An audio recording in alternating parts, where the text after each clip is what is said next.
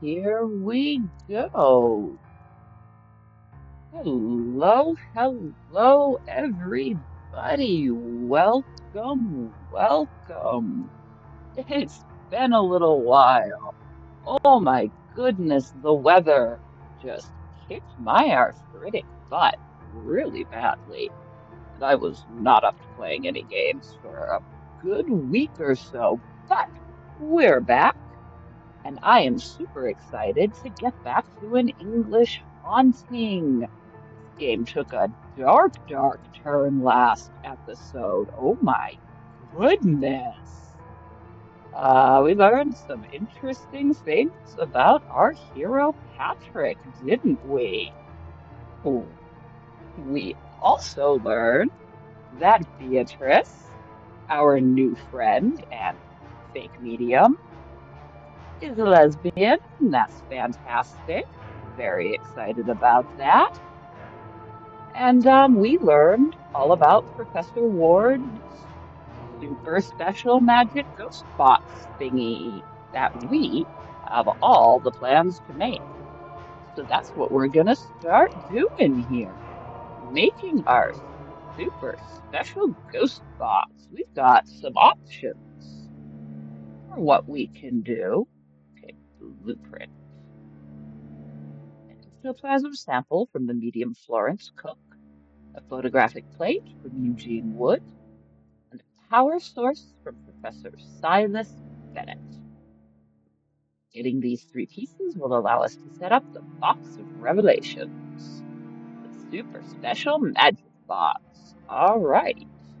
Don't have too many items. We've used most of what we have, and don't think there's really anything we can take from here. There's nothing else of interest in this box. Righty. Let's check the shelves. You never know what you're gonna need. Don't see anything that could help. Filing cabinet. Professor Ward's famous casuistic archive. He used to have it in his office, but apparently he moved it here recently. I spent a lot of time reading its files over and over. Hold on a minute. I think he updated it with 4 new cases. They seem interesting, but I'm not sure if it's a good time to read them. Okay, no. We don't need to read those right now. We have plenty of these.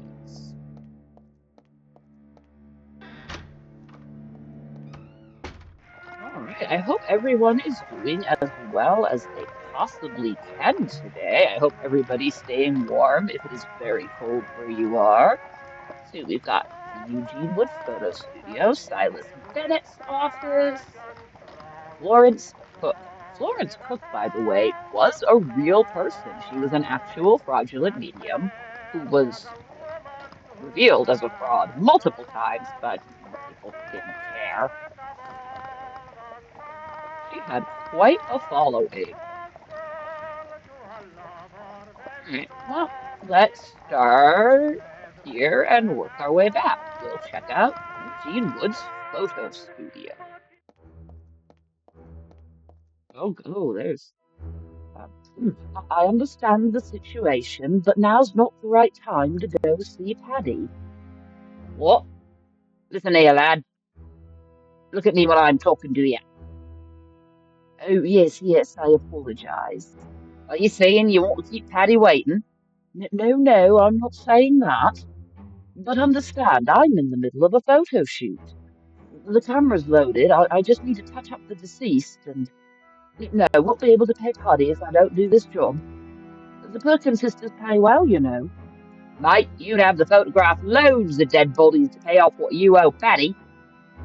This place is getting on my nerves. Let's sort off.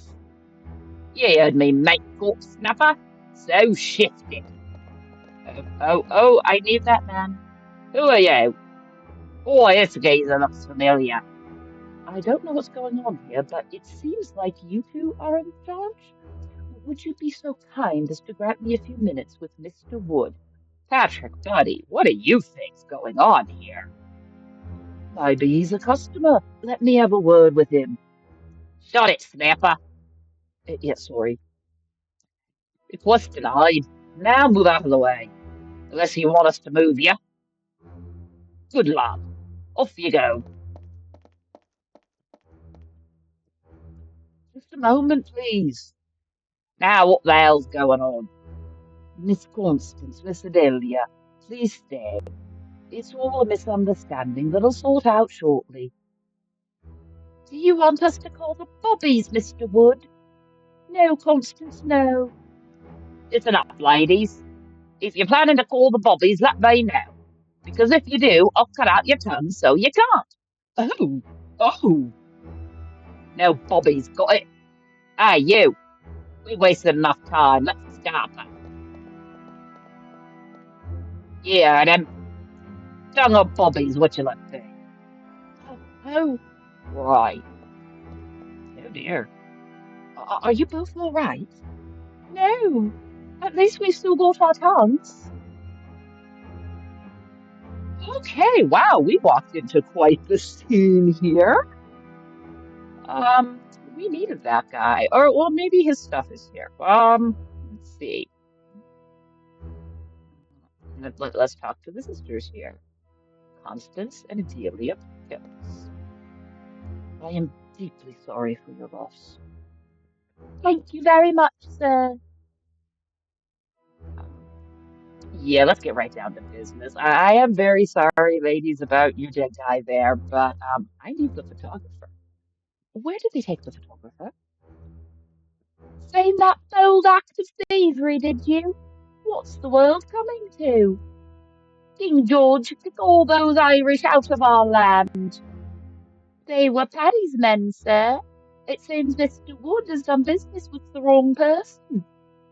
Paddy? Paddy? It's a good question. Where can I find them? How would we know, eh? Suggesting we mix with that lot, are you? I was just asking. Paddy usually operates in St. Giles.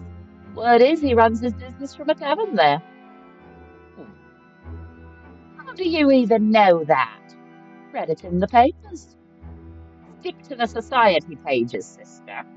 You read too much. Anyway, are you so interested in those people? They are not kind. They live among us, sister. The Irish, Italians, Poles, that queen enough. What are you trying to tell me? Now you have to worry about them like we do the poor street children. We worry about the street children. How do you think the proceeds from the charity market we organise every Christmas go to? That is not good enough, Constance. Excuse my sister Adelia, sir. Reading those progressive newspapers seems to have altered her conscience. I'm only saying that. Quiet, Adelia! This gentleman is not interested in your utopian fantasies. He probably is, actually. Okay, wow, so one of them's a raging racist. Victorian England. What will you do if the photographer does not show up? The undertaker will come to Bertram in a couple of hours. Hope Mr. Wood's back by then. I would not count on it, sister. You are too pessimistic, Adelia. What do you think? She's a pessimist, isn't she? I see you are carrying a bouquet of flowers, Miss Perkins. Violet's my brother's favourite. My wish is that he is photographed with them. Do you want me to place the violets in your brother's hands? Not yet. I'll do it when he's about to be photographed.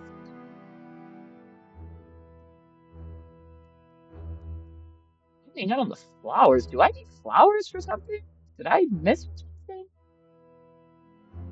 You can put them in water if you like. They may be spoiled. Don't insist, sir. I'll place them in Bertram's hand when he's about to be photographed.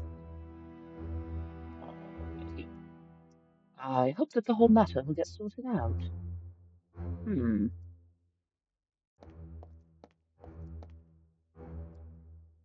It shows an infant no more than a year old who appears to be asleep. Alas, he was not. Oh, that's cheerful. I see nothing of interest in this piece of furniture. Perhaps the drawers hold some aid. Only photographs. Let me inspect the other drawer. More albums of photographs. Not super helpful.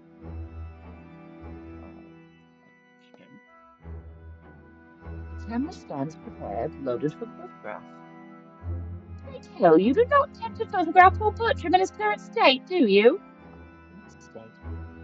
His eyes are absent. You cannot immortalize him thus. I did not notice he was missing his eyes. Oh, he sure is. He has empty eye sockets. And we don't wish to remember our brother in such a state. The photographer said he would fix it. Oh, briefcase. Briefcase is brimming with cosmetics. More fitting for a mortician than conventional photographer. Helpful. All these individuals would desist when they was fixed. Like those on the wall. And the ones in the frames on the wall. Yeah, this guy seems to be entirely a memento-free photographer. Alright, well.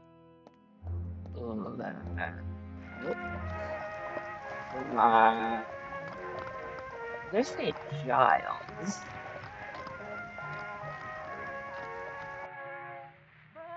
Yeah, let's see if we can find the photographer. Oh, this looks like a rough place.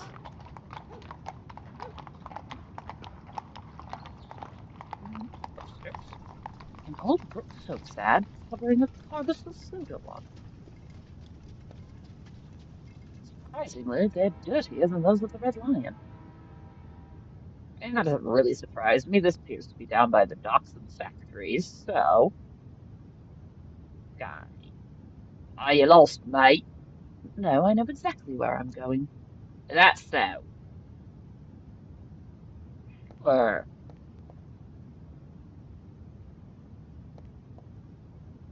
Oi, oi, stop! Where do you think you're going? Um, to have a pint. Only strong drinks are served here. You don't look like you can handle even a glass of milk.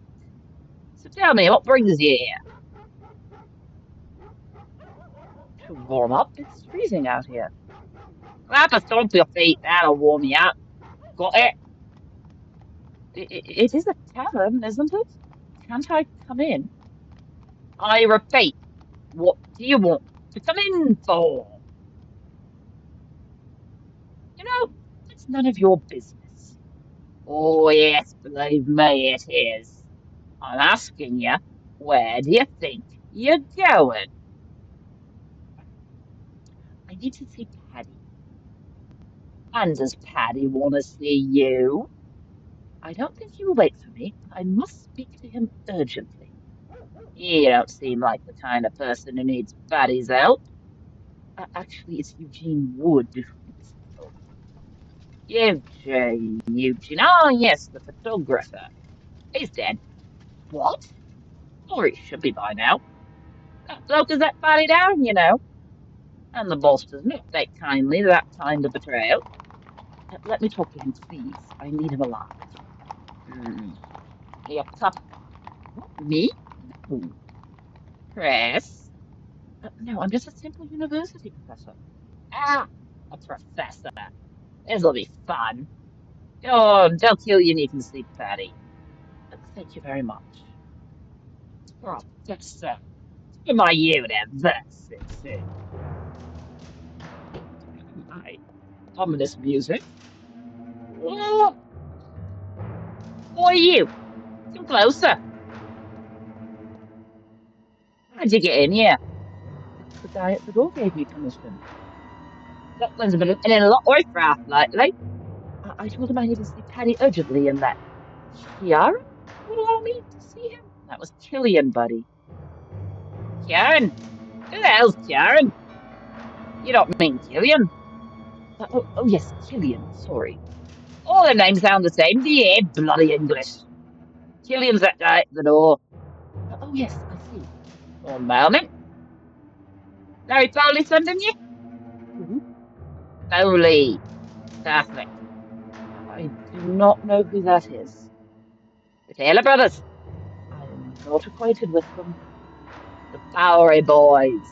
I do not know any of the people you mentioned, sir. You don't know 'em then, eh? Thought he has many enemies. So I hope you don't try anything you'll regret. Is that clear? You understand what I'm saying? I am not here to stir up trouble. That's the way I like it. There's Killian for you. And remember, if you try anything foolish, I won't be walking out of here alive, I suppose. I. Okay, so let's poke around.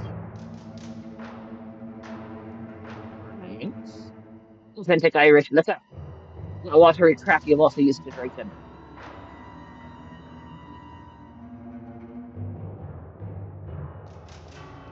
Bread. Freshly baked. Smells delicious. Yeah, doesn't it? Looks appetizing. Irish bread. Bloody hell, when I was a prisoner in Mayuba, they fed us the same food as the pigs, and it still tasted better than English food. May I have a piece? Keep your hands off the bread, it's for the boys. Look at your jars. Just simple pickling jars, and oh, how disgusting.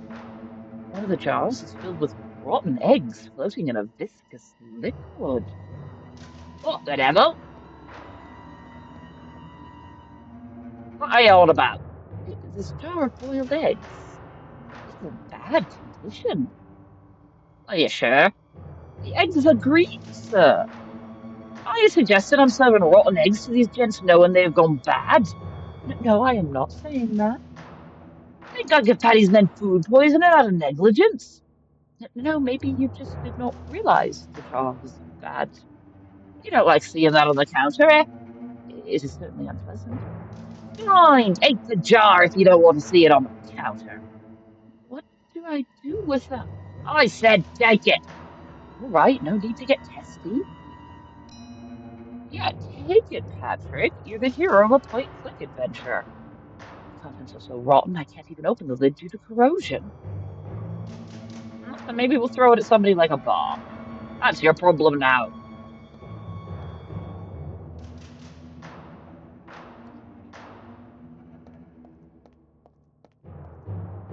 Hey, leave Virgil alone. He's not having a good day today. I didn't mean to bother him. Good. Otherwise you'd find out why they call him the Butcher. The Butcher. Well, he might just be a butcher. They are talking to each other. I should not interrupt them.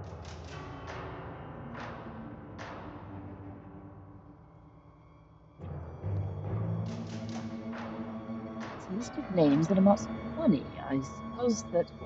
Hey, that's none of your business. Got it? Apologies for my curiosity.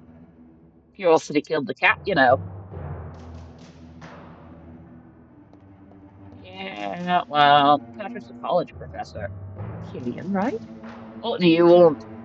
I need to see Paddy. The chap at the door said to talk to you. No, the door bloke, eh? Hold on a moment.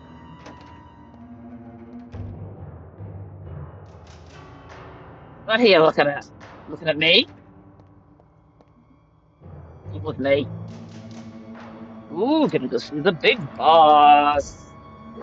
And Patrick's probably gonna make another enemy because that's all he does. Behave yourself, Percival. We've got a visitor. Killian, here by my side. And ye, come closer.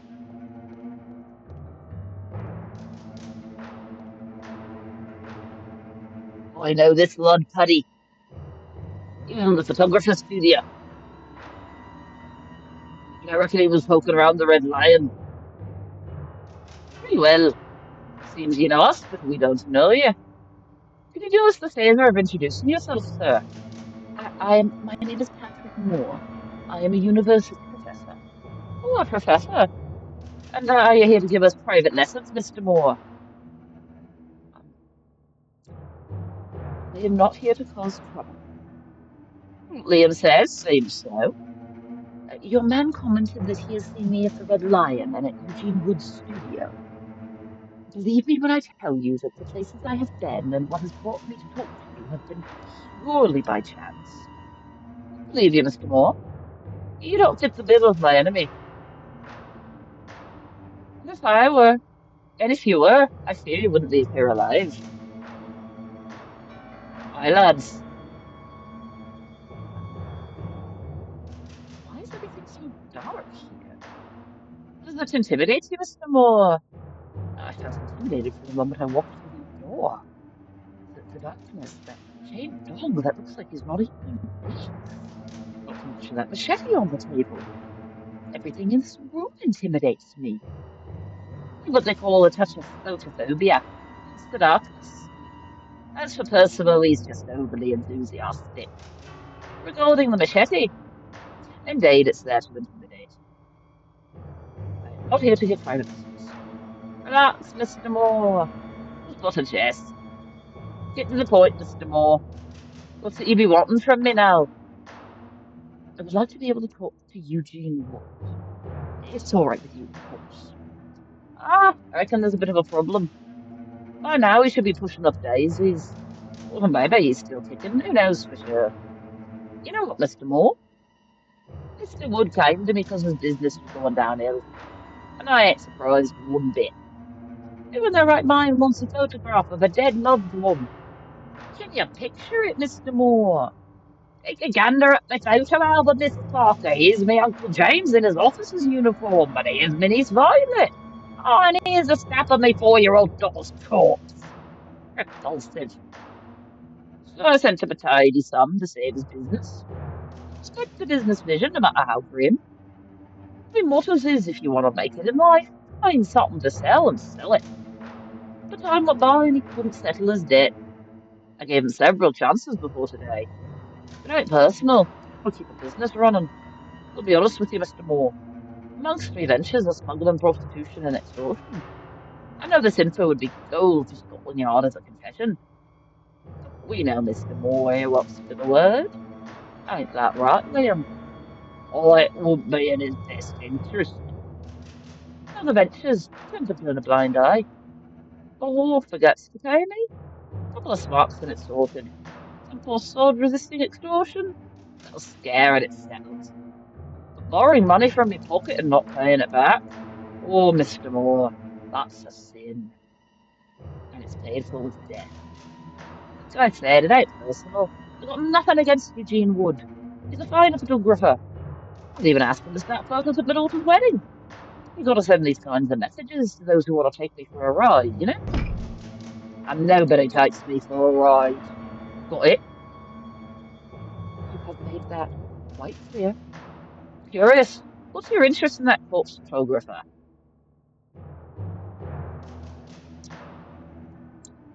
I am interested in one of his photographic plates, because I'll be honest. You fancy photography, Mr. Moore? It is part of my job. But my interest in that plate is of a scientific nature. I don't know what you're talking about, frankly. I couldn't care less. But I think you won't get anything out of that photographer. Is there nothing I can do? There's still time for me to repay his debt. That came straight from the heart, eh? It was a desperate move. Yes, in fact, yes.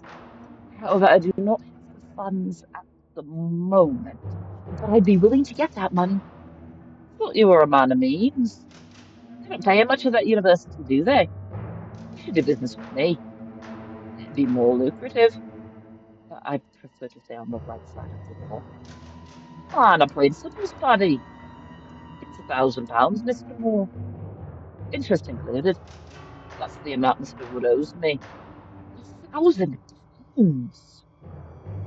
I still believe I can raise that much. I must do it. This is a life we are talking about. Hmm. Who's taking care of Mr. Wood? Ryan? Ryan, the limp one? There, the other. By God, have mercy on that poor bastard. Means he's been taken to the farm, aye. That place is far away. Ideal spot for screams not to be heard. Ryan likes to take his time, doesn't he? Indeed. We'll get down to business, let's in his belly and have a nap. Hmm. I reckon it might be your lucky day, Mr. Moore. Gillian? Yes. Mr. Moore, here's going to make us happy by gathering £1,000 in a nice envelope. Tell me, who's at the door? Declan. Go tell Declan to get one of his lads. To run like the devil to that farm and tell Brian not to do anything till further notice. Any luck, Brian would have started his job. Right away, Paddy.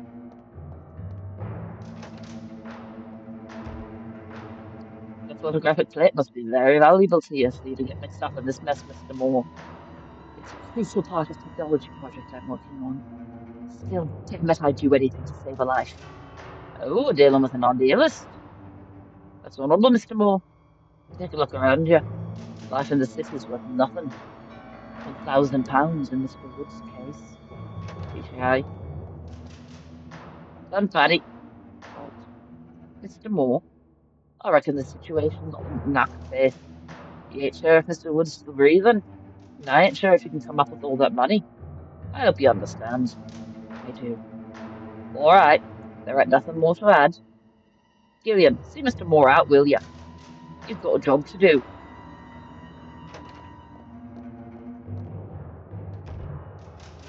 You're the boss. So hurry up. Oh, and the bill's in an envelope. Don't be daft enough to go all that money out on these streets. What in the blazes have you done?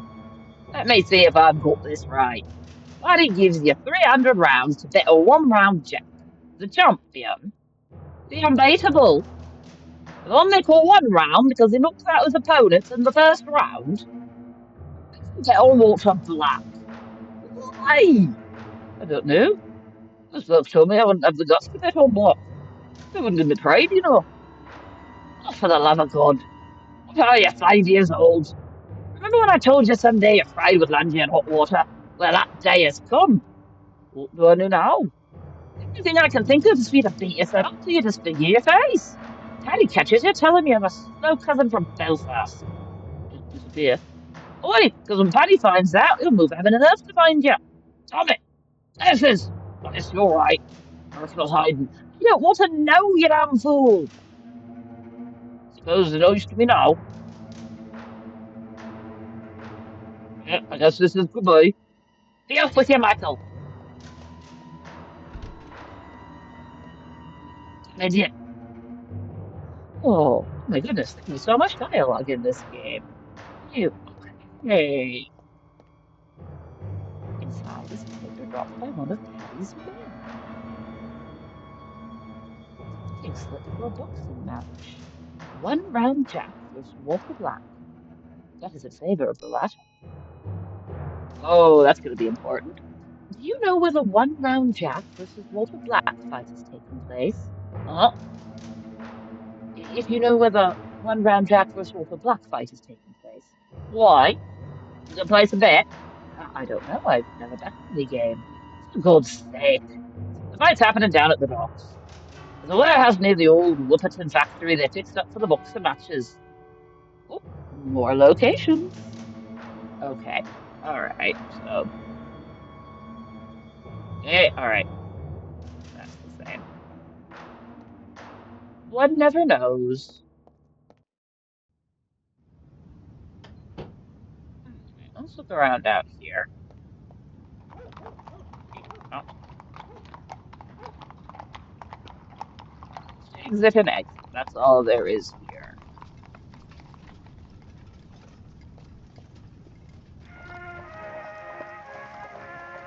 Alright. Oh, there must be the docks. Well, right. We can continue to pursue this. Which I guess we probably should. So let's check out the docks. Which, for some reason, I thought we were already at the docks. I don't know. It just had a very docks-esque look to the place. This is the docks. Hey, Seagull. We have not come here to pester the seagulls. Are you sure about that? Dublin Henry. He's come to see the champ and his lethal left. Okay. They're wondering what happened to me leg. You want to hear the story? You know what? Sure. Tell me, Hoblin Henry. I used to work at Dunhill and Rice Factory. You know, fancy shoes made by poor folks. I was on one of them little press machines, you know. Someone left a finished shoe on the conveyor belt, jammed the press. The foreman kept yelling at me to get the shoe out of the way, to get the shoe out any way I could. Said they couldn't stop the production line. I yanked and pulled, but no luck. So I tried kicking it. Shoe went through the press. So did my leg. Would have kept it if that bastard had stopped the line. But he wouldn't. Said Donnell and Rice couldn't afford to stop a machine. Progress, you know. All for progress. But, oh, just an achievement. A sad story of Hoblin Henry. That was a very sad story. I'm sorry, Henry. Another seagull. To you too.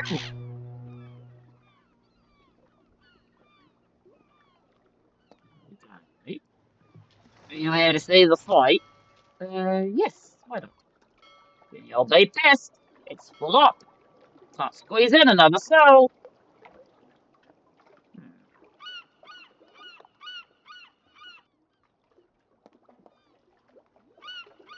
That's closed, Mike.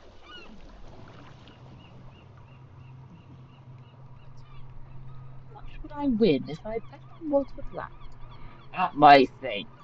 70 people have bet on one round. If we take away the commission, it's a clean £1,000. £1,000? What a coincidence. Coincidence of what? Oh, nothing. I was just thinking aloud. Oh, you're bad at being stealthy, Patrick. So yeah, all right. Is the nickname One Round Jack true? You bet it is, mate. Is the bonus get knocked out in the first round? If they got to the second, they'd have to call him Two Round Jack, wouldn't they? Makes sense. There is a logic to it. Let's go. Should I give him this? Fight ain't over yet, not yet. Hold on, were you the one who called Walter Black? You like to throw money away, eh? No, I just had a hunch. Ah, you just went mad then. That hunch will cost you. Okay. Right, well, but I see now how we get the £1,000 we need. We've got to do something with the fight. Fisherman, excuse me, but may I inform you that these waters are good for animals for fishing? Oh, what?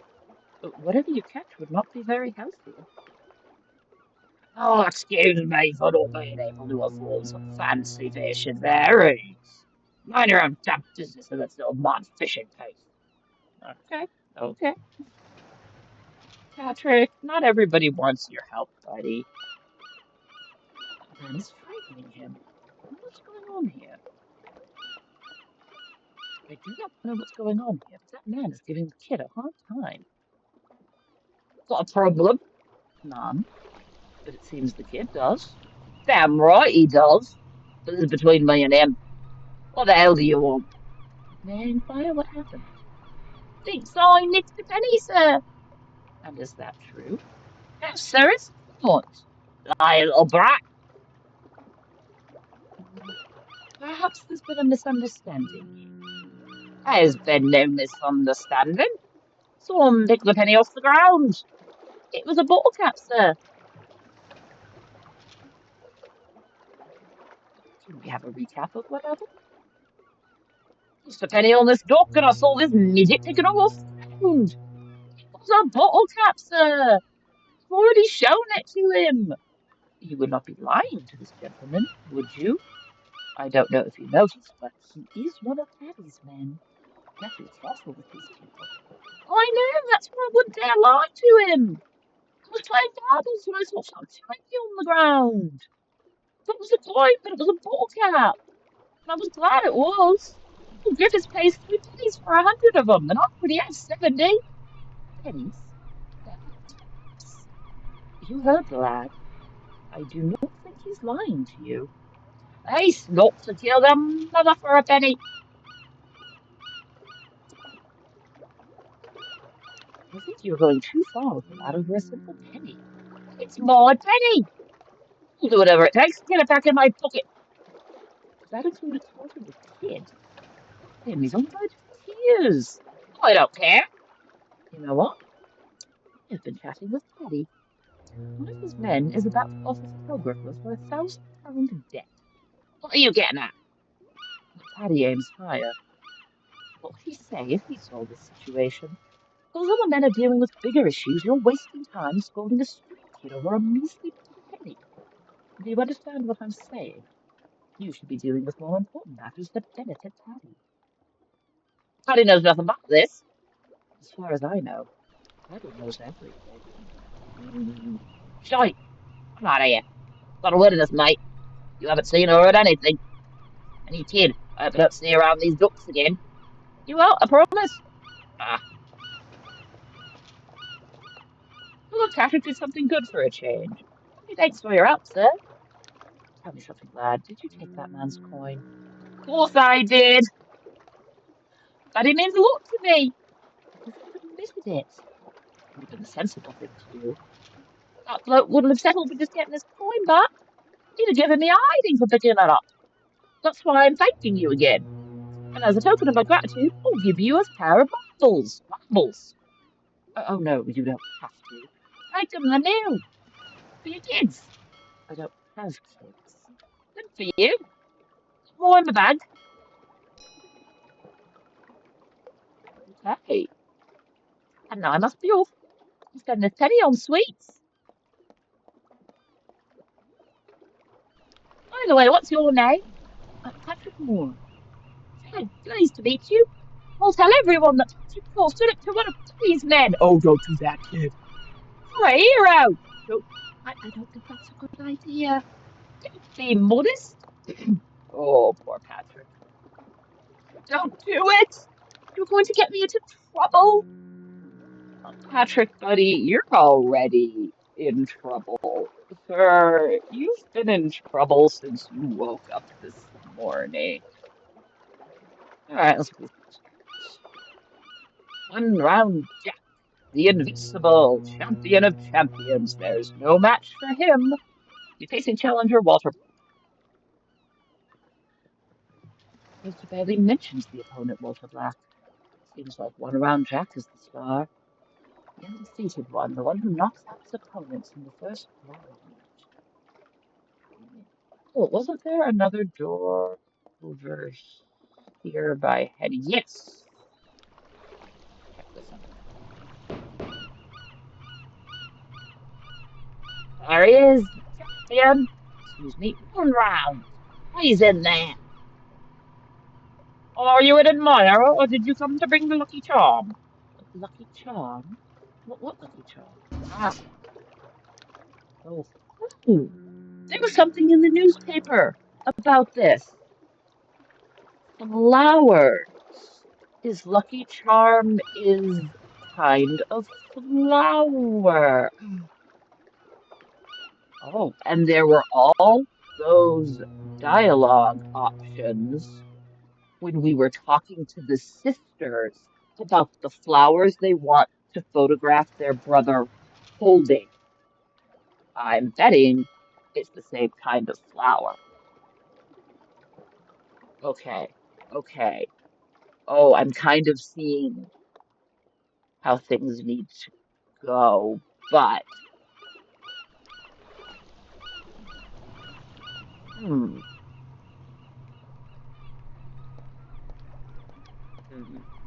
Where am I going? Oh, I thought he was like slipping around the building somewhere new.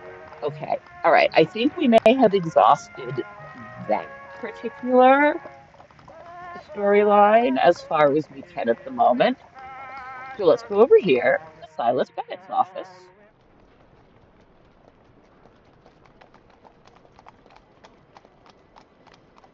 Number 5, here it is.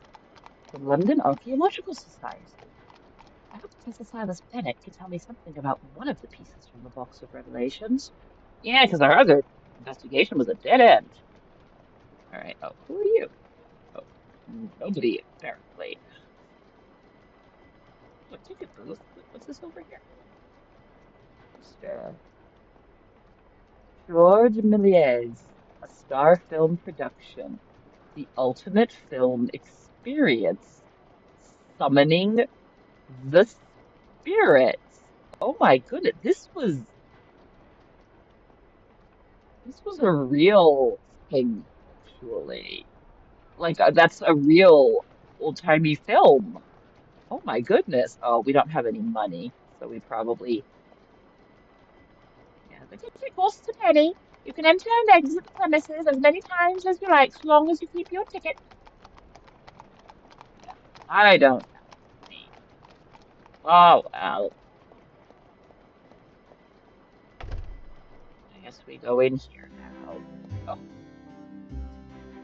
the receptionist informed me that Professor Bennett's office is on this floor. It must be one of those two doors. The dog said, Silas Bennett, archaeologist. I would guess that is his room then. What's over here? Oh, Miss Lester, restore. Information panel. The text attempts to justify the looting of the exhibit pieces for the colonialism of the British Empire. Oh, Patrick, I like you. Have you ever heard that joke? The only reason the pyramids of Giza aren't in the British Museum is because they won't fit. Yeah, it just went on for a while. A depiction of the eruption of Mount Vesuvius that buried the city of Pompeii in ash. The frame newspaper clipping next to the painting announces an imminent excavation at the site by prominent members of the London Archaeological Society. The Great Sphinx of Giza. The mysteries surrounding ancient Egypt have always fascinated society. Knowing this and capitalizing on the popularity of archaeology, many professionals delve into both tomb raiding and patrons' pockets. Yep, that's true facts, Professor Moore. That's true facts. A moai from Easter Island. It is still unknown what these statues represent or what purpose they serve.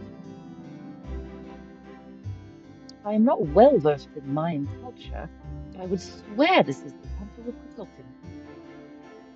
Kulpachab. Geological pieces. According to the plaques, these are archaeological pieces found near the Amber Fort in the state of Rajasthan. I got quite an impressive little display here. What's on the notice board? I know where the lost city of Z is. C. Fawcett. Aww. Fawcett was a real explorer who did indeed believe very strongly in the lost city of Z and disappeared searching for it. I have to say, this really is as historically accurate and informed as I was told. Mr. Bennett, is anyone there?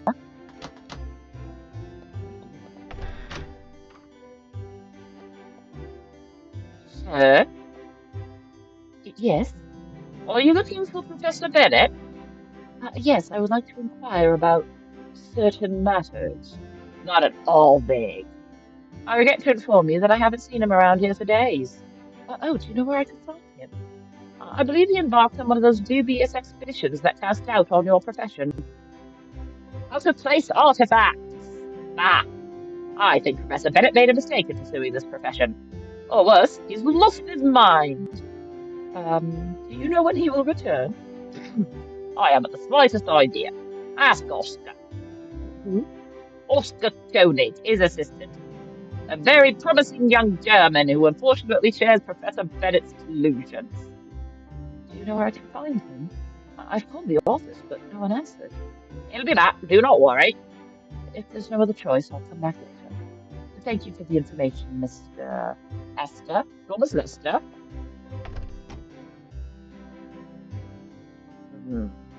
Okay. When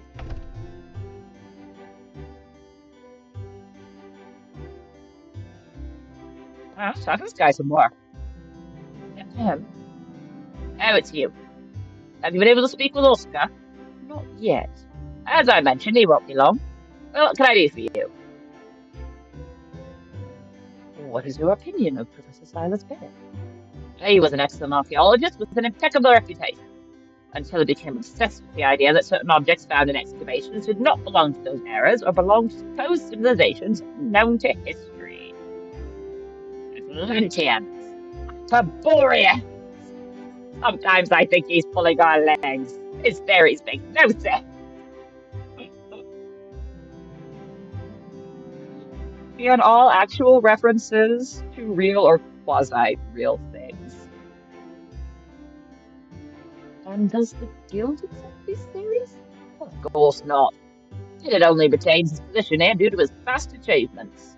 No one dares to expel him from this society, and I believe it won't be necessary. He's digging his own grave. Oh, goodness. What can you tell me about Oscar Koenig?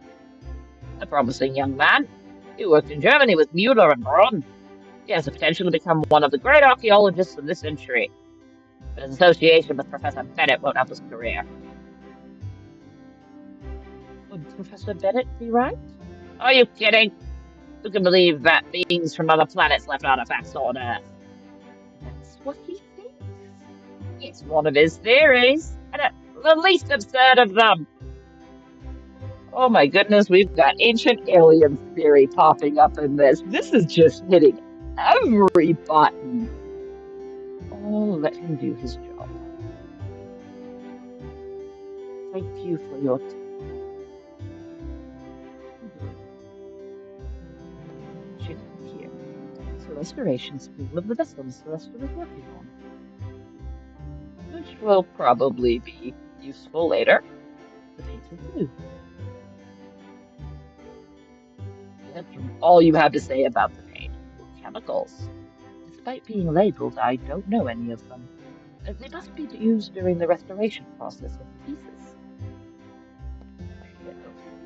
They are geological pieces. They look new. Have they been restored? Indeed. Aren't archaeological remains usually displayed in the state they are found? Of course. But in the case of the pieces you're seeing, several similar ones were found in the excavations. There's a real interest from both professionals and the public to know what they were really like. Ah, I sense some skepticism in you. Do you think we are altering history? I didn't say that. Understand that they are restored only after extensive research. We don't paint them with the first colors that come to mind. Yes, in actual academic debate that has been raging for a very long time, how ethical it is to restore archaeological pieces. But that marks the most significant excavations of the last century. Zarlik, Pisa, Pompeii, Baghdad. Only more has come since then. I wonder what we see through the window is fog or ash from the factory chimneys. Yeah, a little from column A, a little from column B.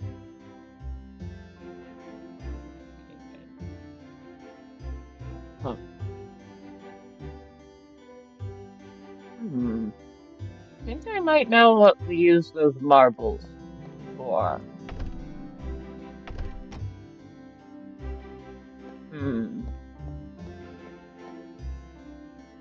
I guess we have to do something else and come back here, it sounds like.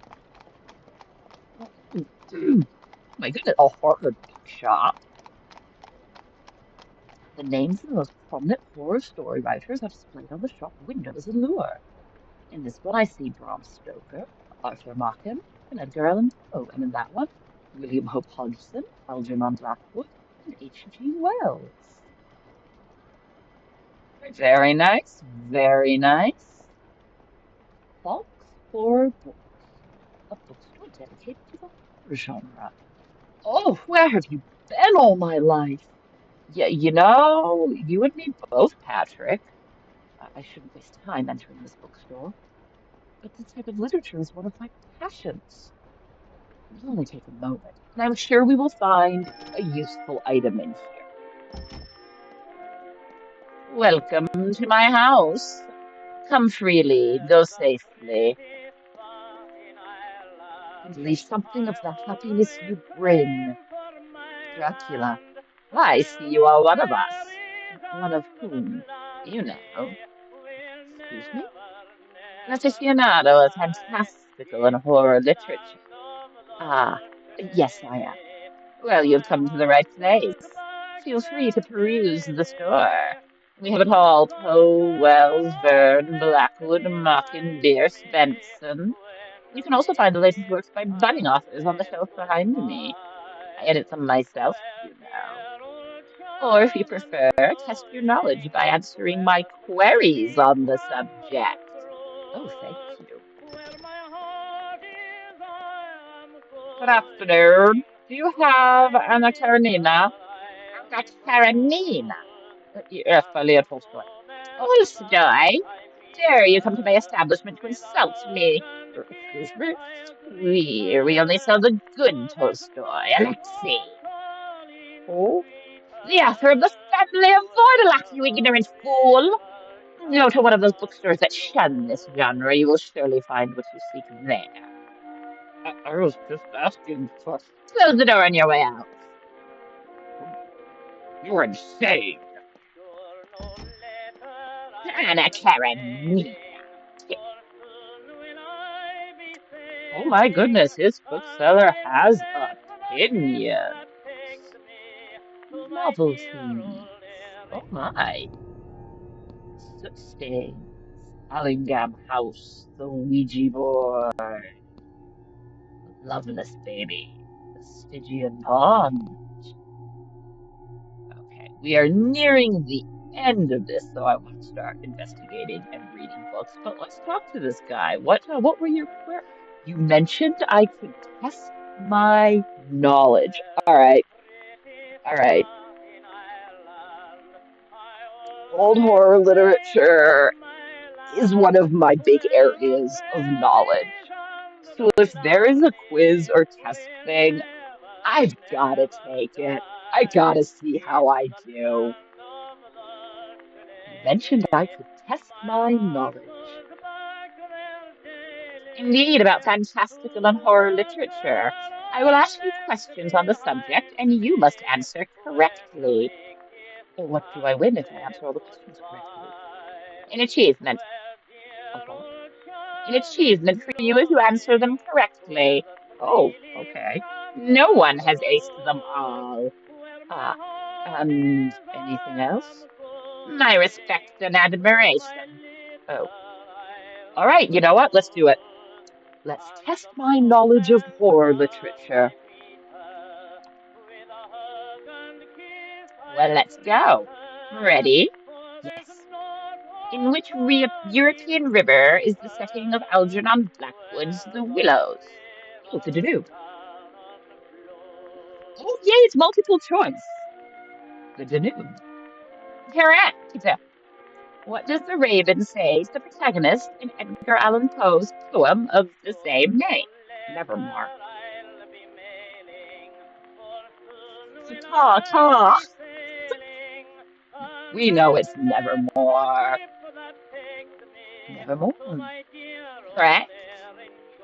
That was an easy one. Yeah, it really was. Which of these vampire novels was written first? Let's see. Oh, that one, The Vampire, because it was the first. It was Vampire. Written by John Polidori. Correct answer. Written by John William Polidori in 1819. A simple one to relax the nerves. Who is called Frankenstein? The creature or its creator? Its creator, Dr. Frankenstein. Creator, of course. Indeed. What can be seen in the picture in M.R. James's story, The Mezzotint? It's like a house in a house, yeah. Correct. What material is the golem made of in Gustav Meyring's novel? Clay. Right? Yeah, clay. Problems are made of clay. Correct answer. What are the names of the children in Henry James's novel, The Turn of the Screw? Flora and Miles. Thank goodness.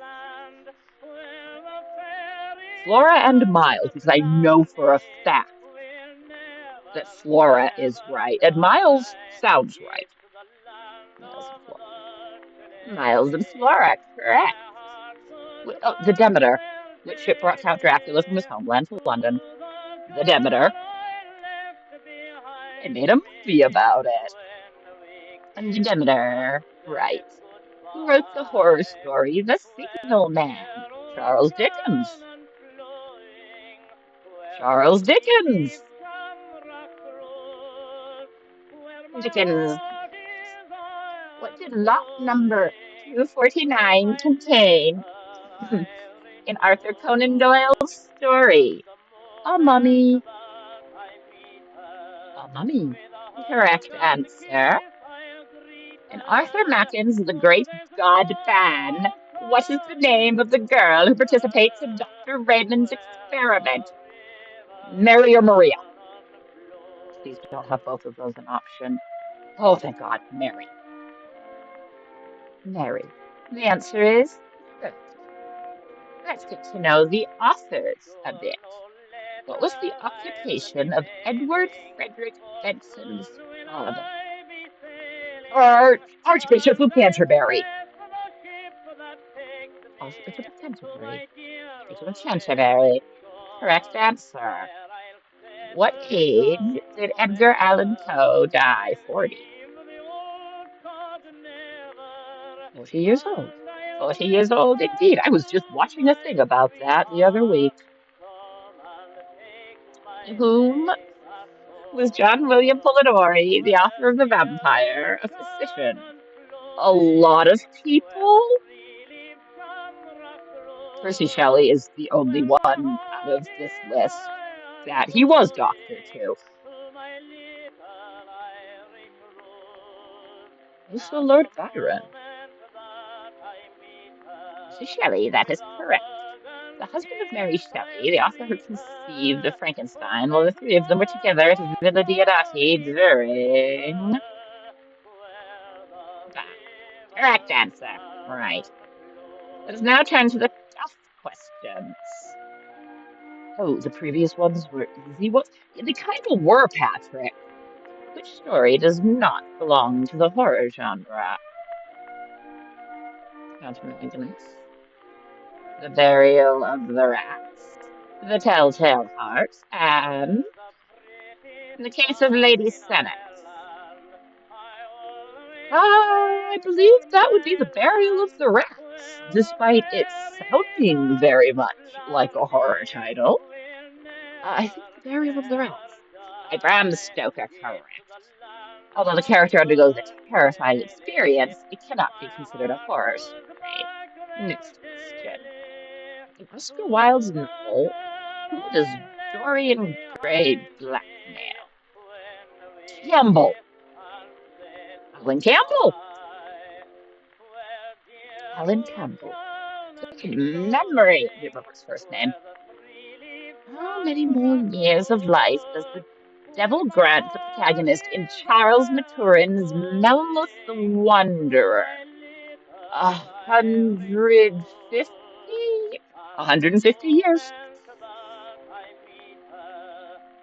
I'm going to say either 150 or 250, and only 150 is an option, so 150 years.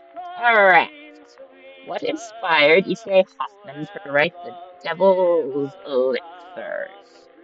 It was Matthew Lewis, wasn't it? Oh, yeah, The Monk by Matthew Lewis. The Monk by Matthew Lewis. Well, I'm afraid... Right! Oh, thank God. No, I know that's right! Let's go with the penultimate question. One of these horror stories does not belong to Rudyard Kipling. The Mark of the Beast. There it is. They. The City of Dreadful Night. The Thing in the Hall. Not Kipling. Dancing in the Hole. Correct answer. It's a story by E.F. Benson. We have reached the last question. Ready? Yeah, I think I am actually. I was ready for a while. What is the name of the doctor who narrates events in the story of the baby Love's?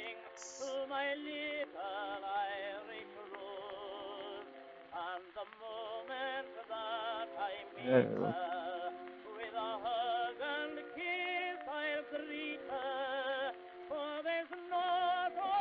oh,